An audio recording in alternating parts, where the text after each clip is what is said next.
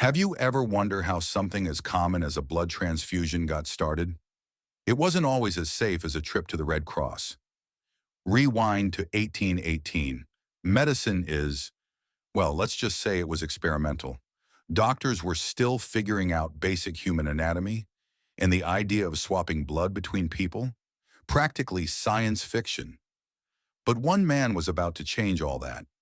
Meet James Blundell, a British obstetrician. His problem? He was tired of watching women die from massive blood loss after childbirth. It was a common, heartbreaking tragedy. He knew they needed blood, but whose? And how? Previous attempts at transfusion often used animal blood. Don't ask. And the results were, predictably, catastrophic.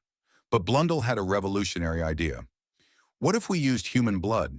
He designed his own contraptions, ingenious devices to collect blood and then pump it or impelled it into another person.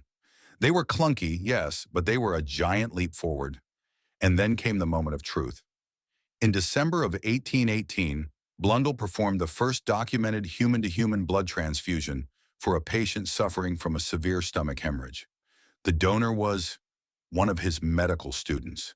Talk about dedication.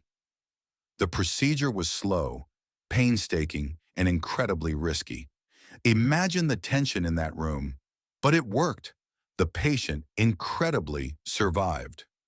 Now, this wasn't a one-and-done miracle. Blundell went on to perform 10 more transfusions, with about half of them being successful, which for the early 1800s was a groundbreaking achievement. Blundell's work didn't just save lives. It proved that human blood could be transferred safely, paving the way for modern transfusion medicine. Every time someone receives life-saving blood today, they owe a massive debt to this pioneering obstetrician. So next time you hear about a blood drive, remember James Blundell, the man who, in 1818, dared to imagine a future where blood could heal. What other medical breakthroughs do you want to hear about? Let me know in the comments.